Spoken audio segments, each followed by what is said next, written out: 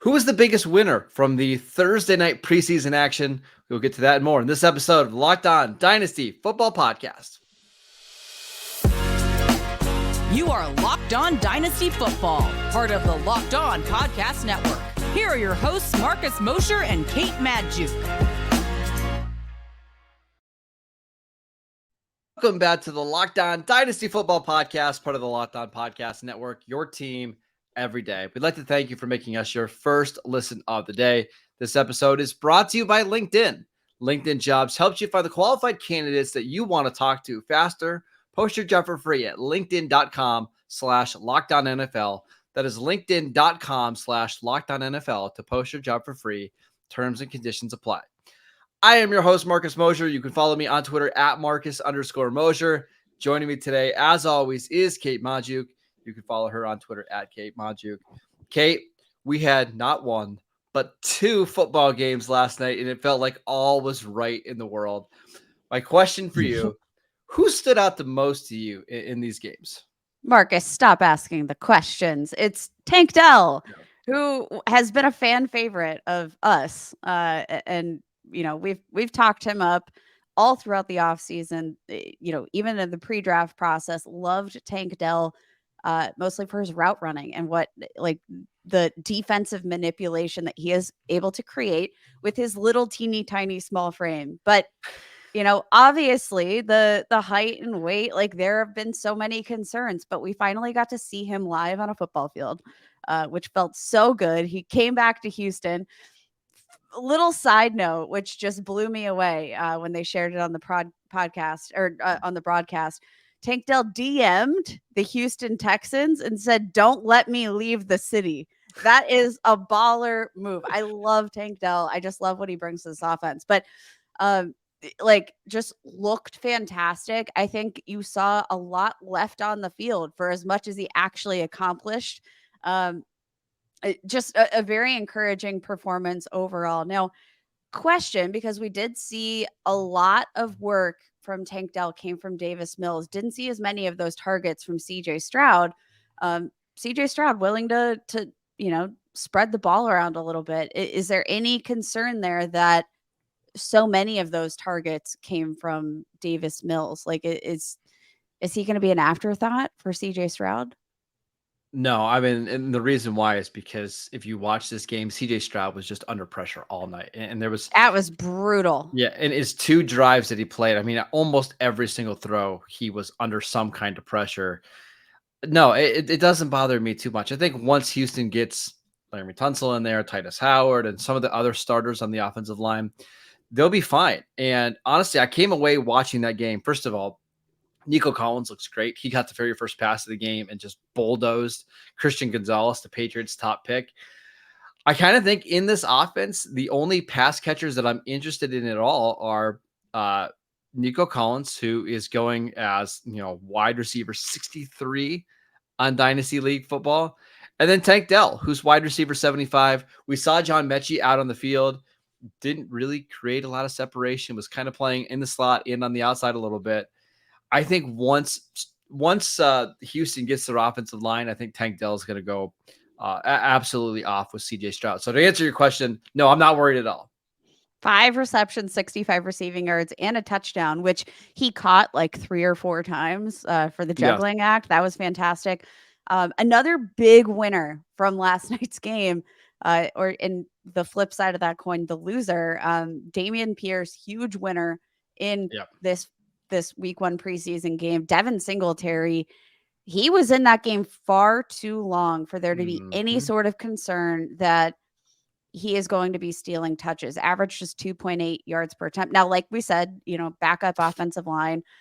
Mike Boone himself managed 4 carries, 25 yards. Nobody was overly efficient outside of Mike Boone, who had a 12-yard run there. But Devin Singletary didn't look great. And he played for a long time throughout this game that you gotta. Well, I will say there was one short yardage play that Devin Singletary had where he made a guy miss in the backfield and then got the first down. That was impressive. But the point of Dameon Pierce didn't play in this game at all, and it was Devin Singletary handling a lot of the work, even going into the second quarter. just makes me feel even stronger about our kind of theme all offseason that Dameon Pierce is one of the most underrated dynasty running backs right now. Yes. I don't think there's a clear-cut backup behind him. It's probably going to be Devin Singletary, but I don't think Devin Singletary should scare you at all. Kate, I want to talk to you a little bit about CJ Stroud, who, listen, he didn't play well. He had a bad interception to Jalen Mills. He took a couple sacks because the offensive line was so bad. However, I kind of came away encouraged from him in this game from one reason. He used his legs. Like, that was one of the biggest knocks on him coming out of Ohio State is, hey, is he going to be somebody that can get away from pressure and make plays happen with his legs? Yeah, there was a couple times in this game where it was a second and really long, got outside the pocket, got 7 or 8 yards, and moved on to the next play. Like, that has me really excited about the future of CJ Stroud. Yeah, I think what you saw from him, like I don't, I think all things considered, Davis Mills, looked generally better Which you would in this expect. game, He's but played a he lot is a more. veteran. Yeah, he's been in this offense. He was the team's starting quarterback last year. Like, yeah, you're going to expect some bumps and bruises, I think, throughout this offense. But I think the biggest takeaway here, it just comes from the skill players, and outside of like, it is much harder to properly evaluate, CJ Stroud, given the amount of pressure he saw last night. It was constant, but I do think that should, uh, take a nick up once we see some of these Sure. starters back in the action and healthy. That'll be key. Just really quickly on the other side of the ball for the Patriots, no Mac Jones, no starters at all in this game, no Ramondre Stevenson. We did see Tyquan Thornton and Kayshon Boutte out there, which is interesting that their day 3 pick, Ontario Davis, didn't play at all in this game, which Bill Belichick after the game said we've seen enough from him in practice. I wondered if Tyquan Thornton, even as a year 2 second round pick, if his roster spots up for grabs. It seems like that just based on how, again, like that's sort of like one of the takeaways here. If you're not an experienced veteran in preseason analysis here, the takeaways are like you said, Marcus, like, the players that the coaches already know, like, sorry, it was Demario Douglas. I mispronounced it. Demario Douglas. The players that these coaches already know and they feel comfortable in their analysis of these players, if they're going to be on the starting roster, generally speaking, like maybe, yeah, you want to get them a couple of reps, meaningful reps, not necessarily week 1 of the preseason, but, especially for a game where they're starting these backups and to see them get that amount of work that far into the game. Another name who I had just hyped up on last week's show, or was it earlier this? It was earlier this week. Pierre Strong, 6 carries, 21 yards, 3.5 yards per attempt. Just didn't look great. Just not fantastic. Was utilized a little bit as a receiver. Saw 3 targets, caught all 3 of them just for 12 yards. Like, nothing was. The good news is nobody else looked great in this backfield. Ty Montgomery is still hurt. JJ Taylor is incredibly small, and he's been there forever. I just don't think he's got a role. 4 carries, 4 rushing yards. Kevin Harris, 8 carries, 10 rushing yards. Like, nobody else stood out. But I will say, back to Tyquan Thornton really quickly. He had a really nice catch down the field. Bailey Zappi kind of put it on the back shoulder of him. It was a really nice grab. So I think if they can continue that momentum, I'm sure he'll be fine when it comes to the roster spot. But you look at the depth chart, Devontae Parker and Juju Smith-Schuster are clearly the number 1 and number 2 receiver. I think Kendrick Bourne probably is the 3rd guy there. And if Demario Douglas, as a 6th round pick, isn't playing at all in the preseason because he's already shown enough in practice, I've got to assume that he's higher than both Boutte and Tyquan Thornton right now. Yeah, I'm thinking so. And you know what, Marcus, like we kind of talked about Boutte, especially, I think a lot in the rookie process, because, prior to the end of his career, right? Like as a true freshman at LSU, just looked so freaking good. And it looked like the ceiling was going to be over the top for this kid, but so many things have gone wrong that, I think you couldn't have probably found a better landing spot than the New England Patriots. So if it's not going to happen for the Patriots, I'm cutting bait on any of the maybe late round ads that I have on Kayshawn. All right, let's talk about the other game, Seattle versus Minnesota, a game that featured 2 first-round picks. Let's talk about those players next. This episode is brought to you by LinkedIn. These days, every new potential hire can feel like a high-stakes wager for your small business. You want to be 100% certain that you have access to the best qualified candidates available. That's why you have to check out LinkedIn Jobs. LinkedIn Jobs helps you find the right people for your team faster and for free. It's so easy to create a job post. All you have to do is create a job post, then add the purple hashtag hiring frame to your LinkedIn profile to spread the word that you're hiring.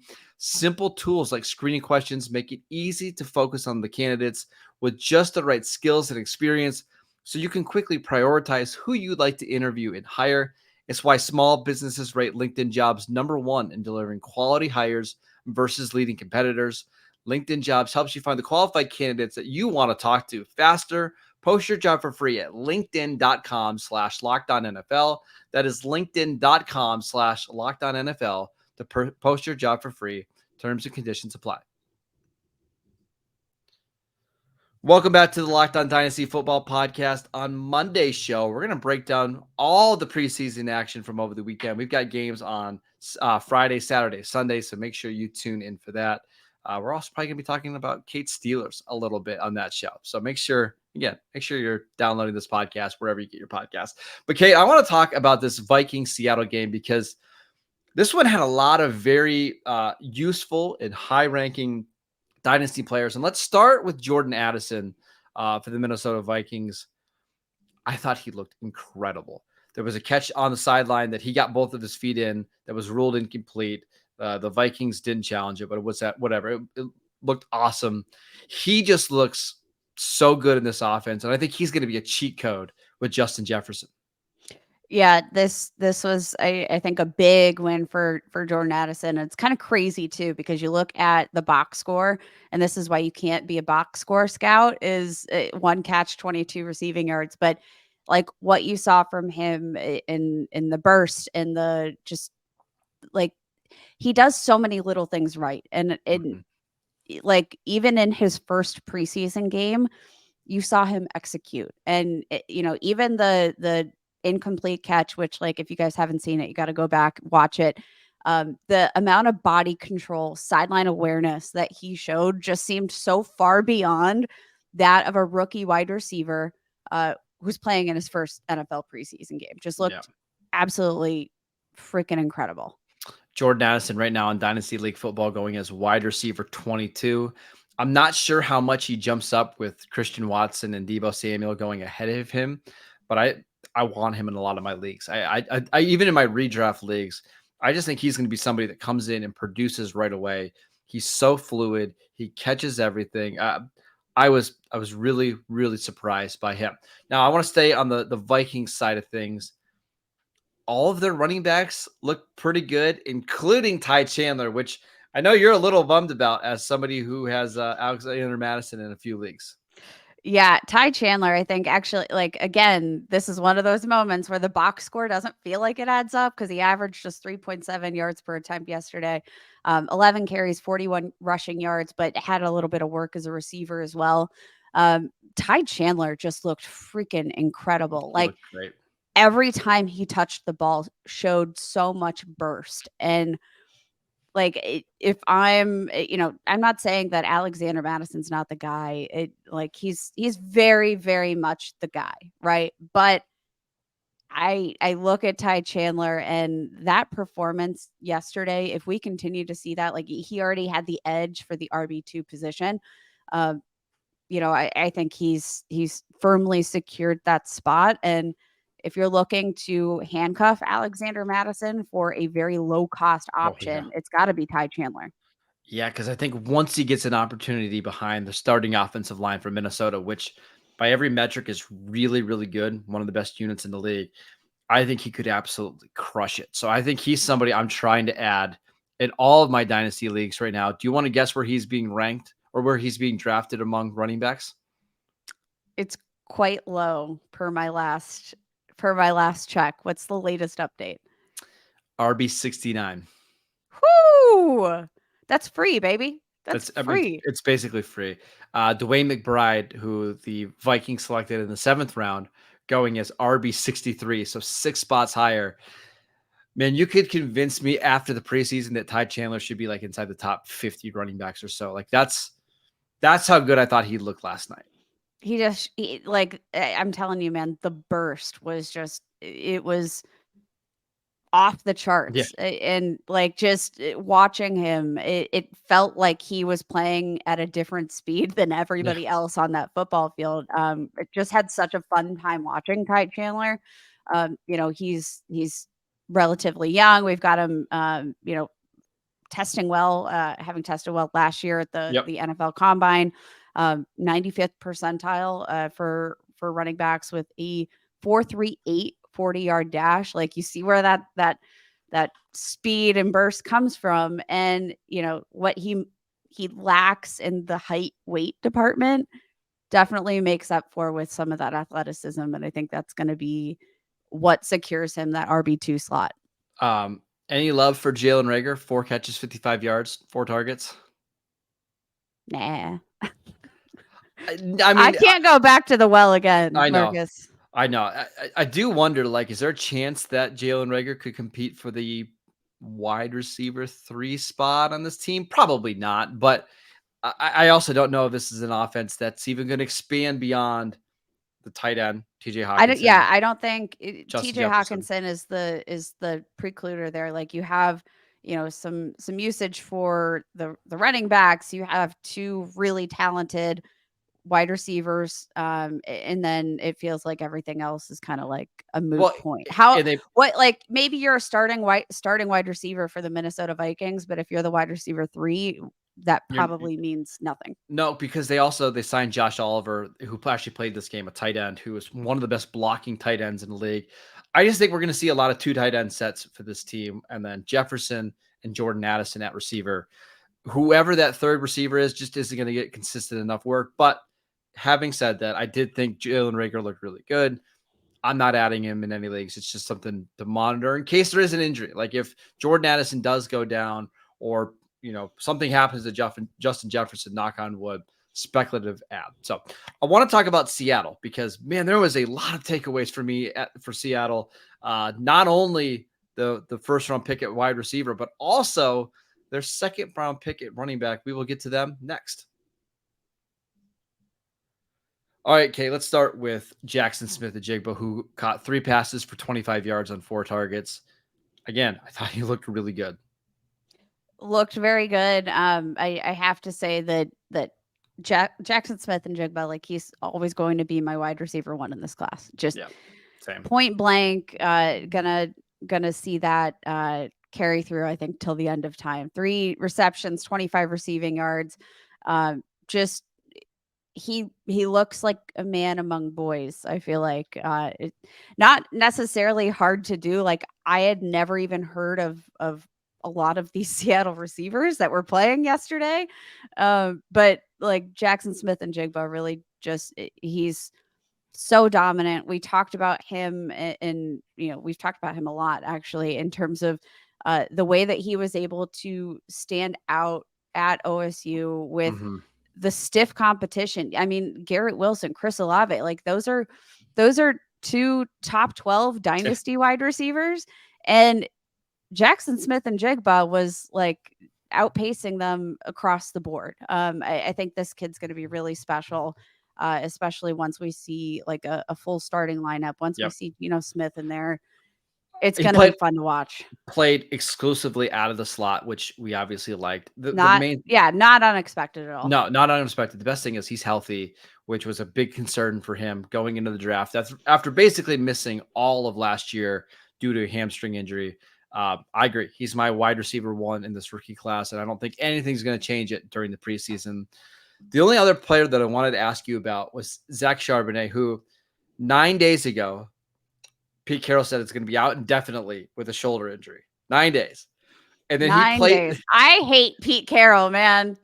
He plays in this game, 4 carries for 14 yards, also gets 2 receptions for 14 yards. He looked really good. And there was 2 massive collisions that he had with Lewis Cine, the former first-round pick of the Vikings. I thought he looked awesome. He looked awesome. He's going to be such a interesting player to continue to watch. Like it's so, I mean, what the kind of dynamic that they're creating, like you have Kenneth Walker there with the top end speed, the athleticism, and you have Zach Charbonnet, who I think is just one of he's a grinder, man. He's tough. Like I genuinely think that the split between Zach Charbonnet and between Kenneth Walker is going to be much closer than we expect. I agree. Probably right off the bat, saw him utilized in the screen game a little bit, which makes is me nervous about Walker, right? I just wonder if Charbonnet is going to be the passing back for this team. Yeah, and I wouldn't be surprised. I mean, coming out again, can't trust anything Pete Carroll says, but that was part of the hype, right? Like when the Seahawks drafted him in the second round, like that was one of the first things Pete Carroll mentioned was like, yeah, we really like his usage as a receiver. Wasn't necessarily like the most efficient receiver in college, but he was very capable. And I think they see the versatility that he offers, as a tough runner. And sometimes it can be hard to find like a capable receiving back that's just as tough a bruiser and, able to generate yards after contact and, force missed tackles like that. That's Zach Charbonnet to a T. Zach Charbonnet right now being drafted as RB24 behind players like DeAndre Swift, Aaron Jones, Cam Akers, but ahead of players such as Alexander Madison, Devin Achane, Rashad White. I'm really curious to see what happens here. The longer that we don't see Kenneth Walker on the field, the more I'm open to potentially moving him up because of that passing role. That's the problem, Marcus. So Kenneth Walker's still dealing with a groin injury, which it's just Pete Carroll. Come on, man.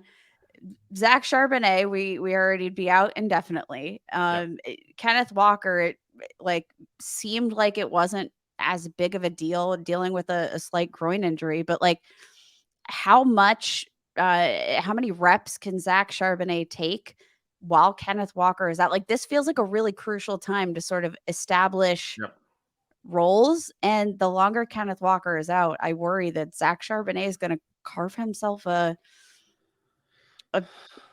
decent chunk of this workload in 2023. And it might just be annoying for fantasy where you just can't really trust either of these players, any week. And it just makes them, low end RB2s, especially now that they've got Jaxon, Smith-Njiga, and you think they could potentially throw at a higher rate than they did last year. But just something to keep an eye on. No love for Drew Lock in this preseason game? No. Okay. Yeah. I mean, he looked fine. He looked fine. It's just, what does it mean for fantasy? Nothing. Nothing. Absolutely nothing. Like, I'm not going to go pick up. Yep. I'm not going to make a waiver wire move based on. What I think is he looked like a competent NFL backup. If something were to happen to Geno Smith, I think you could potentially. I don't know. I think you could be comfortable. I don't. Comfortable still starting your spots. Yes, absolutely. Yes. All right, that is it for today's show. We want to thank you for making Locked On Dynasty your first listen every day. Again, every dayers. We'll be back on Monday to break down all of the preseason action, so make sure you tune in for that. Go check our show out on YouTube. It's Locked On Dynasty over there. We are free and available on all platforms. Go follow Kate on Twitter at Kate Maljuk. I'm at Marcus_Mosher. Enjoy a weekend of football, and we'll see you right back here on Monday.